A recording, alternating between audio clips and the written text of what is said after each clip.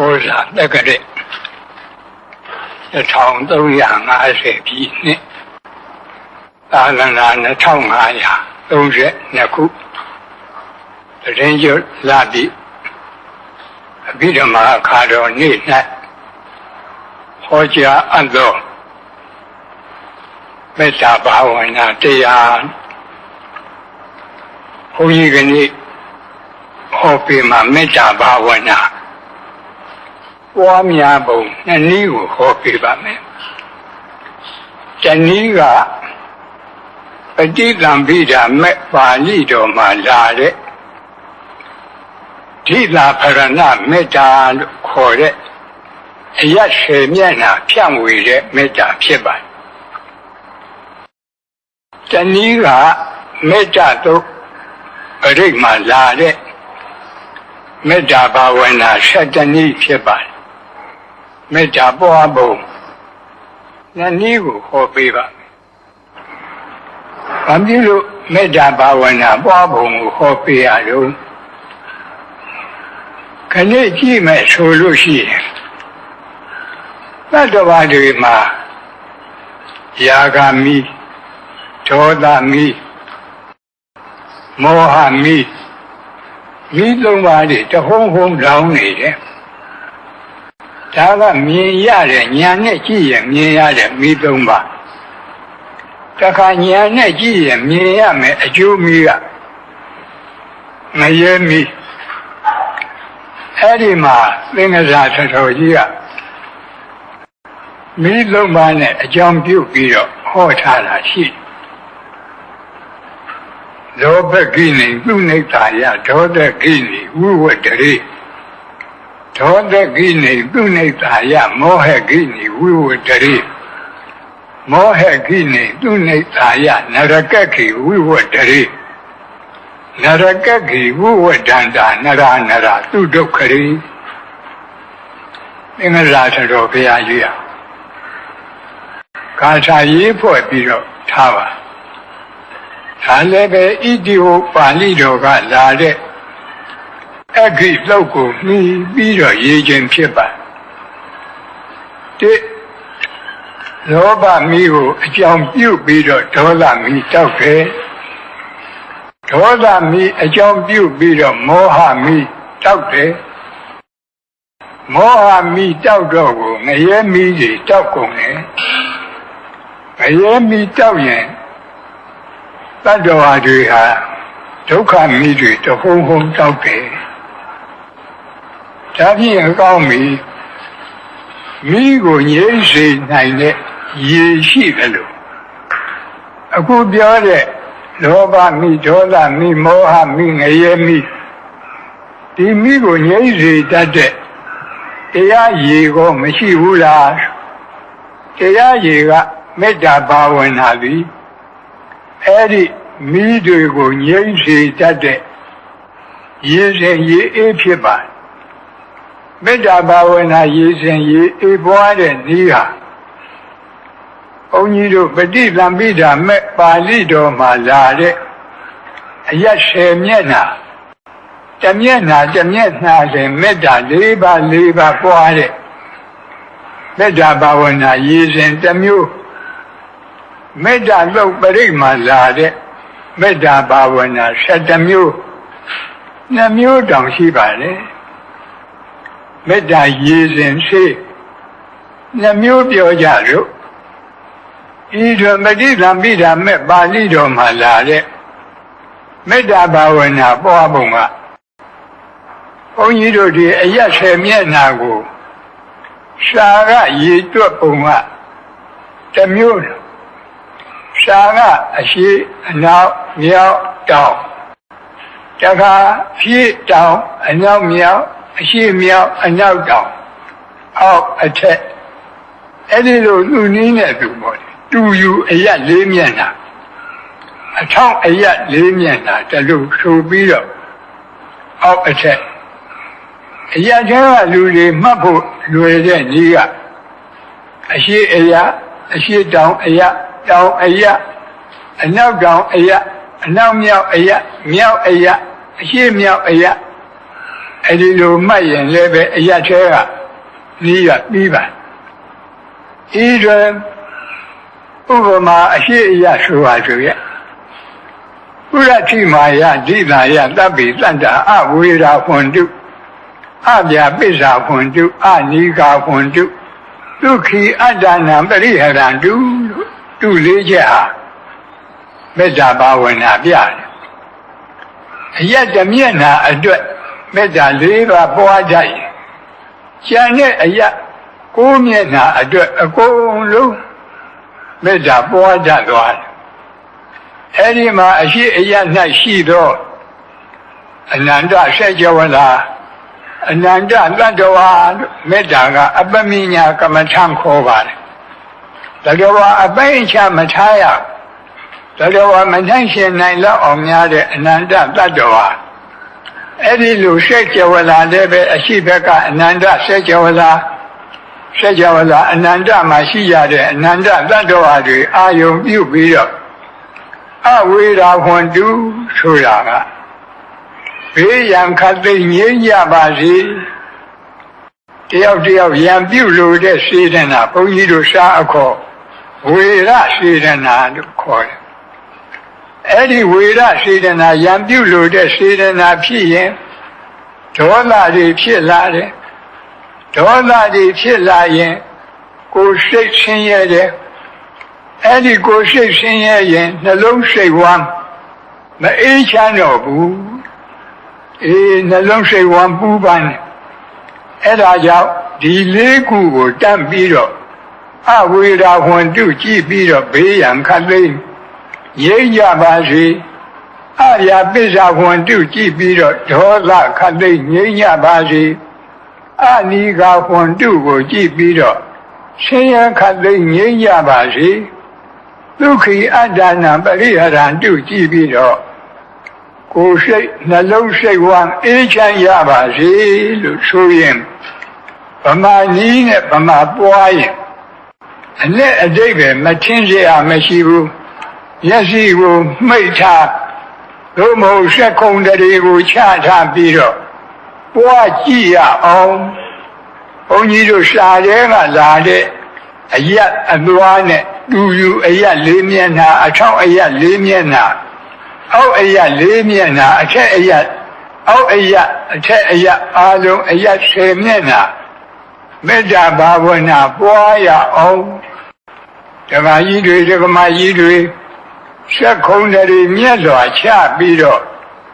ဩဒီဒိတာဖရဏမေတ္တာကိုအရင်ပွားကြရအောင်မြတ်လိုက်ဆိုကြအရှိအယက်၌ရှိသောအနန္တဆက်ကြဝဠာအနန္တတတ္တဝါတို့ဘေးရန်ခတ်သိမ်းငြိမ်းကြပါစေဒေါသခတ်သိမ်းငြိမ်းကြပါစေဆင်းရဲခတ်သိမ်းငြိမ်းကြပါစေနှလုံးစိတ်ဝမ်းအေးချမ်းကြပါစေအနောက်အယက်၌ရှိသောအနန္တဆက်ကြဝဠာ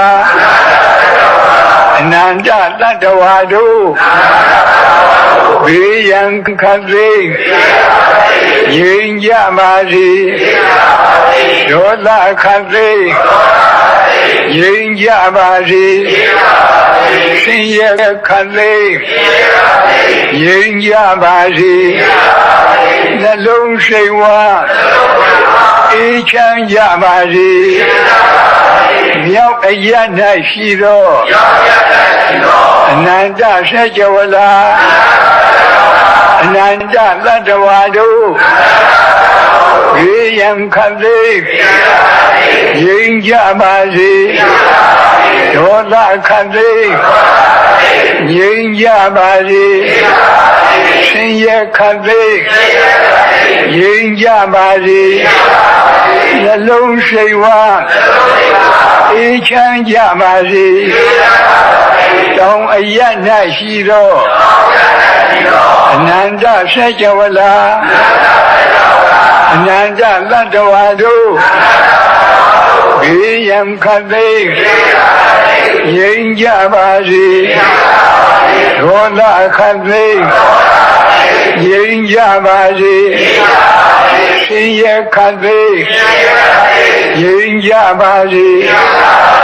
နှလုံးစိတ်ဝမ်းအေးချမ်းကြပါစေအရှိတောင်တောင်အရ၌ရှိသောအနန္တစัจ java လာအနန္တတတ္တဝါတို့ဘေးရန်ခတ်သိမ်းငြိမ်းကြပါစေဒေါသခတ်သိမ်းငြိမ်းကြပါစေဆင်းရဲခတ်သိမ်းငြိမ်းကြပါစေနှလုံးစိတ်ဝမ်းအေးချမ်းကြပါစေအနောက်မြောက်တောင်အရ၌ရှိသောအနန္တစัจ java လာအနန္တတတ္တဝါတို့ဘေးရန်ခတ်သိမ်းငြိမ်းကြပါစေဒေါသခတ်သိမ်းငြိမ်းကြပါစေဆင်းရဲခတ်သိမ်းငြိမ်းကြပါစေနှလုံးစိတ်ဝမ်းအေးချမ်းကြပါစေအရှိမြောက်ထောင်အရ၌ရှိသောအနန္တစัจ java လာအနန္တတတ္တဝါတို့ဘေးရန်ခတ်သိမ်းငြိမ်းကြပါစေဒေါသခတ်သိမ်းငြိမ်းကြပါစေဆင်းရဲခတ်သိမ်းငြိမ်းကြပါစေနှလုံးစိတ်ဝမ်းအေးချမ်းကြပါစေအနောက်တောင်တောင်အရ၌ရှိသော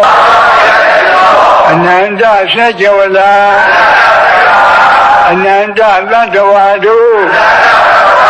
ဘေးရန်ခတ်သိမ်းငြိမ်းကြပါစေဒေါသခတ်သိမ်းငြိမ်းကြပါစေဆင်းရဲခတ်သိမ်းငြိမ်းကြပါစေနှလုံးစိတ်ဝမ်းအေးချမ်းကြပါစေအောက်အရ၌ရှိသောထက်ဝန်းကျင်အနန္တစัจ java လာအပေဘုံသာအနန္တတတ္တဝါတို့ဘေးရန်ခတ်သိမ်းငြိမ်းကြပါစေဒေါသခတ်သိမ်းငြိမ်းကြပါစေဆင်းရဲခတ်သိမ်းငြိမ်းကြပါစေနှလုံးစိတ်ဝမ်းအေးချမ်းကြပါစေအထက်အရ၌ရှိသောထက်ဝန်းကျင်အနန္တစัจ java လာအနန္တနတ်မြမာတို့ဘေးရန်ခတ်သိမ်းငြိမ်းကြပါစေဒေါသခတ်သိမ်းငြိမ်းကြပါစေဆင်းရဲခတ်သိမ်းငြိမ်းကြပါစေနှလုံးစိတ်ဝမ်းအေးချမ်းကြပါစေ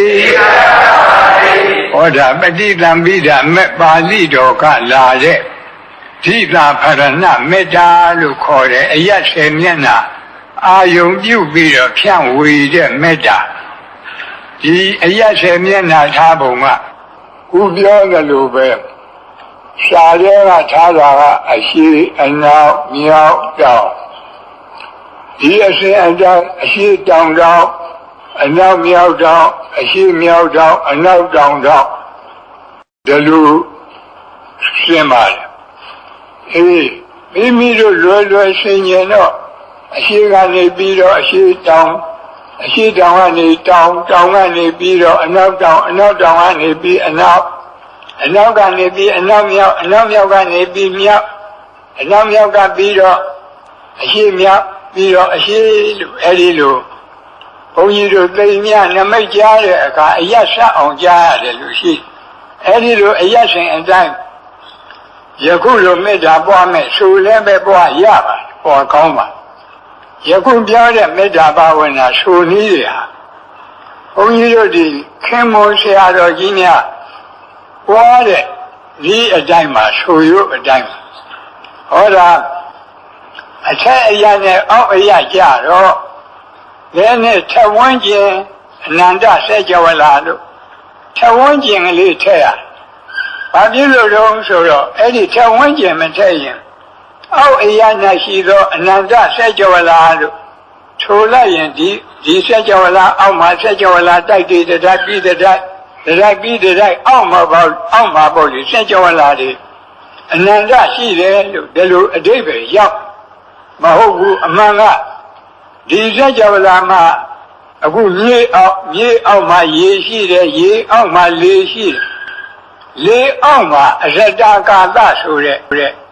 ကောင်းကင်ကြီးပဲရှိအောက်မှာဆက်ကြဝလာတိုက်မရှိဘူးဘေးပတ်ဝန်းကျင်မှာတော့ဆက်ကြဝလာတိုက်တယ်အနန္တရှိတယ်အဲ့ဓာဒီအာယုရောက်အောင်လို့အောက်အရာ၌ရှိသောနောက်နာကထဝန်းကျင်ဆိုတာဘေးပတ်တယ်လို့ဆိုလိုတယ်အနန္တဆက်ကြဝလာအဲ့ဒီဆက်ကြဝလာကဘာဖြစ်လို့ဒီလိုပို့ရတုံးဆိုတော့ဘုန်းကအရာရှင်းမျက်နှာပြောတုံးကအပေပုံသားတွေစိတ်ကအာယုမရောက်ဘူးကိုယ်တိုင်ပို့ကြည့်လဲမရောက်တာတွေ့ရအဲ့ဒါကြောင့်အပေပုံသားတွေကိုအာယုရောက်အောင်လို့အောက်အရာကပွားရထို့အတူပဲအရာရှင်းမျက်နှာပွားတုံးကအထက်ကနတ်တွေဓမ္မတွေမပါဘူးအာယုံထဲမှာမရောက်ဘူးမိမိတို့လူတွေတပြင်းနဲ့တည်နေတဲ့လူတွေကိုသာအာယုံရောက်လို့အထက်ကနတ်တွေဓမ္မတွေရမြစ်တာပွားရအောင်ဆိုပြီးတော့အထက်အရာ၌ရှိတော့အနန္တဆက်ကြဝလာလို့ဆိုတဲ့ရှင်းနာကထဝန်းကျင်လို့ထည့်ရတယ်ဒီအတိုင်းပဲဒီထဝန်းကျင်မထည့်လို့ရှိရင်ဒီဆက်ကြဝလာရဲ့အထက်မှာဆက်ကြဝလာတိုက်တည်ဆင်းလဲအနန္တဆက်ကြဝလာလို့အဲ့ဒီလိုထင်သွားမယ်အဲ့ဒီလိုမထင်အောင်အဲ့ဒီအထင်ကိုတားမြစ်ပြီးတော့ထဝန်းကျင်ဆိုတော့ဘေးပတ်တယ်အနန္တဆက်ကြဝလာအနန္တနတ်ပြမာတို့ဒါလေးပဲထူတယ်ဒါဓိတာခရဏမေတ္တာလို့ခေါ်တယ်မေတ္တာဘာဝနာဒါတနည်းဘုရားဘာသာသူတော်ရှင်တွေသည်နေ့စဉ်အမြဲမပြတ်မေတ္တာသုတ်ပရိတ်ကိုကြားရနာရကိုယ်တိုင်လည်းပဲရွတ်ကြရဒီမေတ္တာသုတ်ပရိတ်ဆိုတာကမေတ္တာဘာဝနာ7နည်းပွားတဲ့သုတ်မေတ္တာသုတ်ပရိတ်ကြတော့မေတ္တာဘာဝနာ7နည်းပွားတာကရှင်းဥစွာဒုက္ခိနောဝခေမိနောဟွန္တုသဗ္ဗတတ္တဘဝန္တုဒုက္ခိတတ္တသဗ္ဗတတ္တခသိန်းဥစ္စုံအလုံးစုံသောတတ္တဝါတို့သည်ဒုက္ခိနောဝကာယိကဒုက္ခနှင့်ပြည့်စုံကြကုန်သည်ဖြစ်၍၎င်းဒုက္ခိတတ္တစေတသိကဒုက္ခနှင့်ပြည့်စုံကြသည်ဖြစ်၍၎င်းခေမိနောဘေးရန်ဝိပအေးမြရကုန်သည်ဟွန္တုဘဝန္တုဖြစ်ကြပါစေသတ္တဝါတွေကိုတခွန်းနဲ့ခြုံပြီးတော့ပို့တဲ့မေတ္တာဖြစ်လို့သူ့ကိုဘုန်းကြီးတို့ရှားခေါ်သဗ္ဗသင်္ဃာကမေတ္တာလို့ခေါ်တယ်အဲဒီသဗ္ဗသင်္ဃာကမေတ္တာပို့ခြင်းရင်အားလုံးသတ္တဝါတွေဆက်ကုန်တွေမြတ်စွာချပြီးတော့ယုံစုံများစွာတတ္တဝါချမ်းသာကိုယ်စိတ်မြဲပါစေဥပယံဘေးကင်းစင်ဝေးငြိမ်းအေးကြပါစေအားလုံးသတ္တဝါတွေခြုံပြီးပို့တဲ့သဗ္ဗသင်္ဃာကမေတ္တာဒါကတနည်း၎င်းနောက်ယေကေရှိပါဏဗုဒ္ဓတိတသာဝါသာဝရဝနဝသေတာအာလုံးကြားရတဲ့အာလုံးရွတ်နဲ့ရွတ်ကြဘုန်းကြီးတို့ဒီပါဠိလိုတကယ်မေတ္တာပွားပြီးဆိုတော့ယေကေရှိပါဏဗုဒ္ဓတိတသာဝါသာဝရဝအန နောသေသာသဗ္ဗတတ္တဘဝန္တုဒုက္ခိတတ္တာအဲ့ဒီလိုပို့ရပါတယ်ဟိုးနောက်နားမှာသူရဲ့အဖျားသက်ကရှိပါတယ်အဲ့ဒါကိုဘုန်းကြီးတို့ဘဂဝါနှစ်ပုံနှစ်စုထားပြီးပွားတဲ့မေတ္တာမှုသူ့ကိုဒုက္ခမေတ္တာလို့ခေါ်တယ်ဆိုရပါစို့ခင်းတစ်မျိုးတည်းစားနေရတော့အာယုံကစိတ်မကျေနပ်ဘူးနှစ်မျိုးလောက်အာယုံပြောင်းခြင်းလို့ပဲအခုလည်းပဲသတ္တဝါတွေကိုအကုန်လုံးတခွန်းနဲ့ခြုံပြီးသဗ္ဗသင်္ခါရကနဲ့အာမရရင်ဒုက္ခမေတ္တာသတ္တဝါနှစ်ပုံထားပြီးပွားတဲ့မေတ္တာပွားနိုင်ဖို့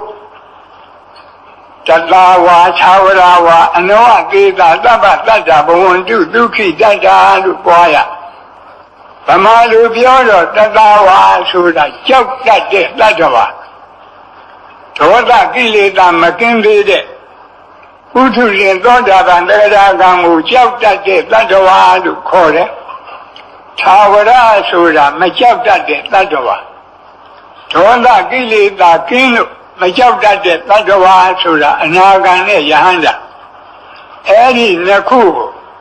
ကြောက်တတ်မကြောက်တတ်နှစ်ရများစွာတတ္တဝါချမ်းသာကိုယ်စိတ်မြဲပါစေဥပယံဘေးကင်းစင်ဝေး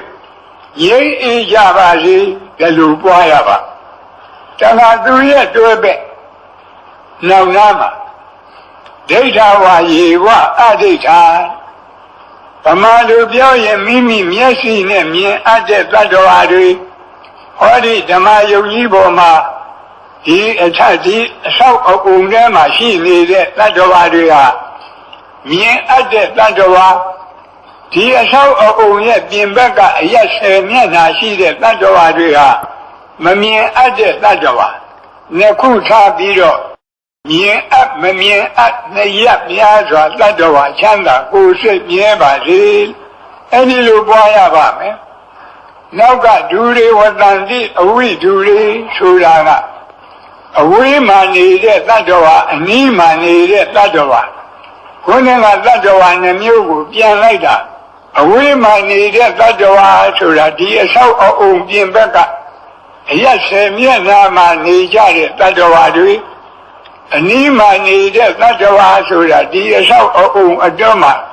ရှိတဲ့တတ္တဝါတွေအာယုံပြုပြီးတော့ဝေးနေနီးနေနှထွေများစွာတတ္တဝါချမ်းသာကိုယ်စိတ်မြဲပါစေဒီလိုပွားရပါပြီးတော့နောင်နာမှာဘုဒ္ဓဝသံဝေတိဝသဗ္ဗတတ္တဘဝန္တုဒုက္ခိတတ္တာဆိုတာဘုဒ္ဓဝါဆိုတာတန်မြာဖြစ်ပြီးပြီနောက်ဖြစ်เสียမရှိတော့တဲ့ဘဝဇတ်ဆုံးတဲ့ယဟန္တာပုဂ္ဂိုလ်တွေသံဘဝေတိဆိုတာဘဝဇတ်မဆုံးသေးတဲ့ပုထုဇဉ်သောတာပန်သဂရကအနာဂံပုဂ္ဂိုလ်တွေဒါတွေကိုခြံနှစ်ပုံထားပြီးတော့ဘဝဇတ်ဆုံးမဆုံးများစွာတတ္တဝါချမ်းသာကိုယ်စိတ်မြဲပါစေလို့အဲ့ဒီလိုမေတ္တာပို့ရမည်ဖြစ်ပါတခါတတ္တဝါကိုနှစ်ပုံထားပြီးပို့တဲ့မေတ္တာ၃ပါးအပြင်တတ္တဝါကို3ပုံထားပြီးပွားတဲ့မေတ္တာကြတော့တိကမေတ္တာခေါ်ပါတယ်အဲဒီမှာဘုန်းကြီးတို့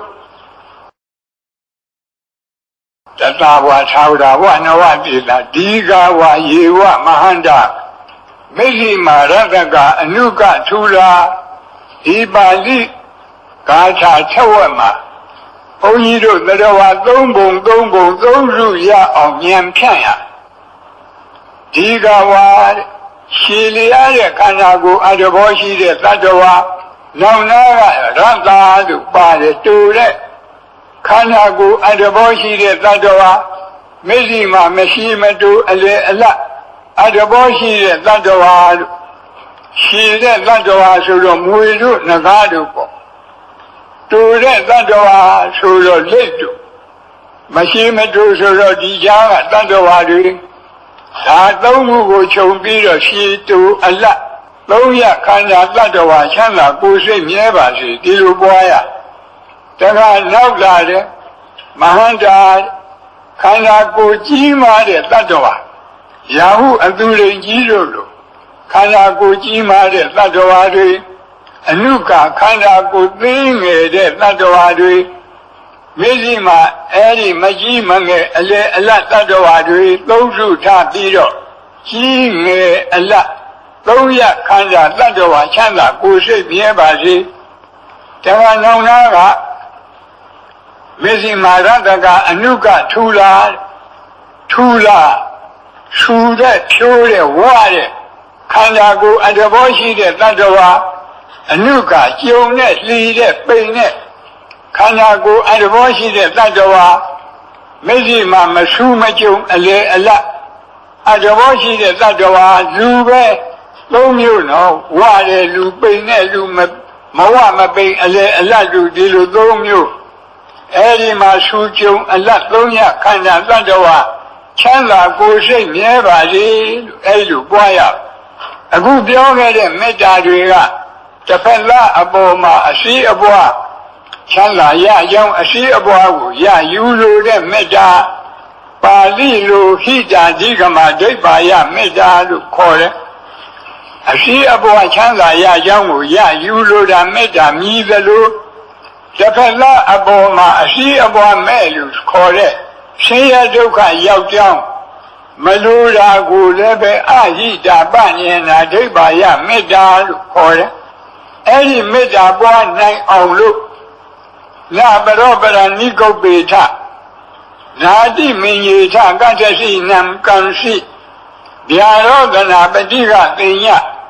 ဇိညမင်ညတဒုက္ခမိတ်ဆေယသရောအတုဆင်းရဲဒုက္ခရောက်တာဘာကြောင့်လဲတယောက်ကတယောက်လိမ့်လီလှိပြနေလို့အလိမ့်မပေါ်ခင်ဆက်ဆံရေးအစဉ်ပြေတော်လည်းပဲအလိမ့်ပေါ်လာရင်ခက်ရန်ဒေါသဖြစ်ပြီးဆင်းရဲဒုက္ခရောက်ဒါကြောင့်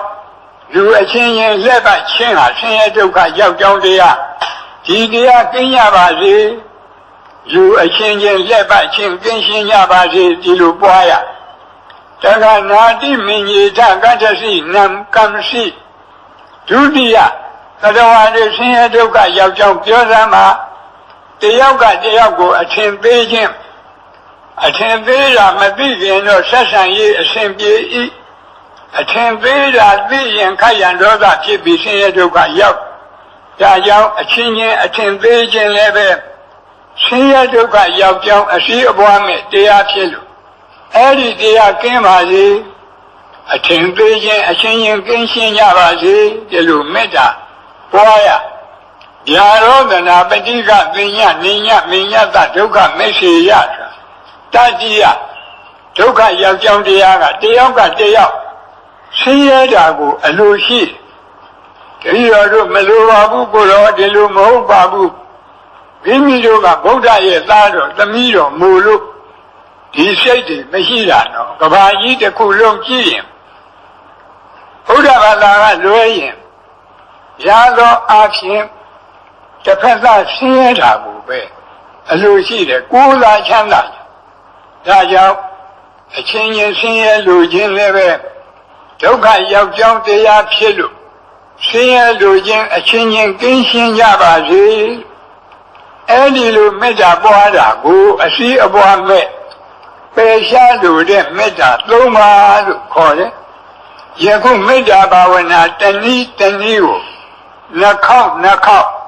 လက်တွေ့ပွားကြည့်ရအောင်မြတ်သက္ကုံတရီမြတ်စွာဘုရားအားလုံးလိုက်ဆိုကြရဗျာလုံးစုံများစွာသတ္တဝါချမ်းသာကိုယ်စိတ်မြဲပါစေဥပယံဘေကင်းစင်ဝေးရိပ်အေးကြပါစေလုံးစုံများစွာသတ္တဝါချမ်းသာကိုယ်စိတ်မြဲပါစေဥပယံဘေကင်းစင်ဝေးရိပ်အေးကြပါစေကြောက်တတ်မကြောက်တတ်ရများစွာသတ္တဝါချမ်းသာကိုယ်စိတ်မြဲပါစေဥပယံဘေကင်းစင်ဝေး ကြပါစေကြောက်တမကြောက်တနှစ်ရက်များစွာတတ္တဝါချမ်းသာကိုယ်စိတ်မြဲပါစေဥပယံပေကင်းစင်ဝေးရင်းအေးကြပါစေမြင်အပ်မမြင်အပ်နှစ်ရက်များစွာတတ္တဝါချမ်းသာကိုယ်စိတ်မြဲပါစေဥပယံပေကင်းစင်ဝေးရင်းအေးကြပါစေမြင်အပ်မမြင်အပ်နှစ်ရက်များစွာတတ္တဝါချမ်းသာကိုယ်စိတ်မြဲပါစေဥပယံပေကင်းစင်ဝေးရင်းအေးကြပါစေဝိနေနီးနေလက်ချွေများစွာတတ္တဝါချမ်းသာကိုယ်စိတ်မြဲပါစေဥပယံပေကင်းစင်ဝေးရင်းအေးကြပါစေဝိနေနီးနေလက်ချွေများစွာတတ္တဝါချမ်းသာကိုယ်စိတ်မြဲပါစေဥပယံပေကင်းစင်ဝေးရင်းအေးကြပါစေဘဝဇာဆုံးမဆုံးများစွာတတ္တဝါချမ်းသာကိုယ်စိတ်မြဲပါစေဥပယံပေကင်းစင်ဝေးရင်းအေးကြပါစေဘဝဇာဆုံးမဆုံးများစွာတတ္တဝါချမ်းသာကိုယ်စိတ်မြဲပါစေဥပယံပေကင်းစင်ဝေးရင်းအေးကြပါစေဘဝဇာဆုံးမဆုံးများစွာတတ္တဝါချမ်းသာကိုယ်စိတ်မြဲပါစေဥပယံပေကင်းစင်ဝေးရင်းအေးကြပါစေရှိတုအလလုံးရခန္ဓာတတ္တဝါချမ်းသာကိုယ်စိတ်မြဲပါစေဥပယံပေကင်းစင်ဝေးရင်းအေးကြပါစေရှိတုအလလုံးရခန္ဓာတတ္တဝါချမ်းသာကိုယ်စိတ်မြဲပါစေဥပယံပေကင်းစင်ဝေးရင်းအေးကြပါစေကြီးငယ်အလလုံးရခန္ဓာတတ္တဝါချမ်းသာကိုယ်စိတ်မြဲပါစေဥပယံပေကင်းစင်ဝေးရင်းအေးကြပါစေကြီးငယ်အလလုံးရခန္ဓာတတ္တဝါချမ်းသာကိုယ်စိတ်မြဲပါစေဥပယံပေကင်းစင်ဝေးရင်းအေးကြပါစေထူးကျုံအလလုံးရခန္ဓာတတ္တဝါချမ်းသာကိုယ်စိတ်မြဲပါစေဥပယံပေကင်းစင်ဝေးရင်းအေးကြပါစေထူးကျုံအလလုံးရခန္ဓာတတ္တဝါချမ်းသာကိုယ်စိတ်မြဲပါစေဥပယံပေကင်းစင်ဝေးရင်းအေးကြပါစေ လူအချင်းချင်းလက်ပတ်ချင်းကင်းရှင်းကြပါစေလူအချင်းချင်းလက်ပတ်ချင်းကင်းရှင်းကြပါစေအချင်းသေးချင်းအချင်းချင်းကင်းရှင်းကြပါစေအချင်းသေးချင်းအချင်းချင်းကင်းရှင်းကြပါစေရှင်ရဲ့လူချင်းအချင်းချင်းကင်းရှင်းကြပါစေရှင်ရဲ့လူချင်းအချင်းချင်းကင်းရှင်းကြပါစေဟောဒါမေတ္တာဒုက္ခလာတဲ့မေတ္တာဘာဝနာ7နည်းတနည်းကိုနှစ်ကြိမ်မိမိတို့ပွားပြီးအားလုံးမေတ္တာဘာဝနာပွား၍လောဘမိဒေါသမိမောဟမိငရဲမိတရိစ္ဆာန်ပြိတ္တာအတုရကအပေမိကိုငြိမ့်သက်နိုင်ပါတယ်လို့ဆိုတဲ့တရားတော်အရာလောဘဒေါသမောဟအပေကြီးဟူသောမိ4ပါးကိုဤမေတ္တာဘာဝနာ2နည်းဖြင့်ငြိမ့်သက်၍ငြိမ့်အေဒုက္ခစငြိမ့်အေတဲ့ကိုဖြစ်ကြပါစေလို့ဆုမွန်ကောင်းလဲတောင်းဤအားလုံးလည်းပဲဆုတောင်းရအောင်ဘုန်းကြီးရှိကဆုတောင်းပေးမယ်ဤသို့လည်းနေ့စဉ်ငါးပါးသောဂရုဓမ္မအိဋ္ဌသီလဆောက်တည်ရခြင်းသီလကောင်းမှုကုသိုလ်ကံစေရနာမေတ္တာဘာဝနာနှလုံးကျင့်သုံးရခြင်းဘာဝနာကောင်းမှုကုသိုလ်ကံစေရနာနေ့စဉ်ဆွမ်းအင်ရှိသမျှဒါနကောင်းမှုပြုရခြင်းဒါနမယကောင်းမှုကုသိုလ်ကံစေရနာဤသို့ပေါင်းအပ်ဤသို့ပွားအပ်မြတ်တဲ့ကောင်းမှုကုသိုလ်ကံအယတို့ကြောင့်ဒုက္ခခတ်သိမ်းချုပ်ပြငြိမ်းဇတ်သိမ်းကြည်နိဗ္ဗာန်ဆိုတဲ့ဒုက္ခခတ်သိမ်းလို့ချုပ်ရပြရငြိမ်းရတန်တရားဇတ်သိမ်းရနိဗ္ဗာန်တရားတော်မြတ်ကိုမပင်မပန်းချမ်းသာတော်ကုသောအကျင့်ပฏิပတ်လင်းမြန်သောဝိပဿနာအသိဉာဏ်ရည်တန်အပ်သောမဉ္ဇဉ်4ရတုဖြင့်အရဟတဖို့ပေါကိုယ်စီကိုငါမျက်မှောက်ပြုနိုင်ကြသည်ဖြစ်ပါစေကုန်သတည်းအရဟတဖို့ပေါနိဗ္ဗာန်ကိုမျက်မှောက်ပြုရသောထိုနောက်ဆုံးဘဝပရိနိဗ္ဗာန်သုတိဤနောက်ကာလ၌ကာမရူပအရူပတိဟုသောဘဝ3ပါးဘုံ3ပါးတို့တွင်ဘယ်ဘုံဘယ်ဘဝ၌မှယုံနာနှဖြခန္ဓာ5ပါးဒုက္ခသစ္စာဝိမိစာတရားတို့တပံအသစ်မဖြစ်ခြင်းတည်းဟုသောအနုပါဒနိရောဓအနုပါဒပရိနိဗ္ဗာန်ကိုစီစံရပါစေကုန်သတည်းအနုပါဒပရိနိဗ္ဗာန်ကိုစီစံရသဖြင့်ကာမဝကိလေသာဝဝိပါကဝတိဟုသောဝဒုက္ခခတ်သိမ်းသံဃာမိကြောင့်မိစယံကြီးအပြည့်တိုင်ငြိမ်ကြပါစေကုန်သတည်း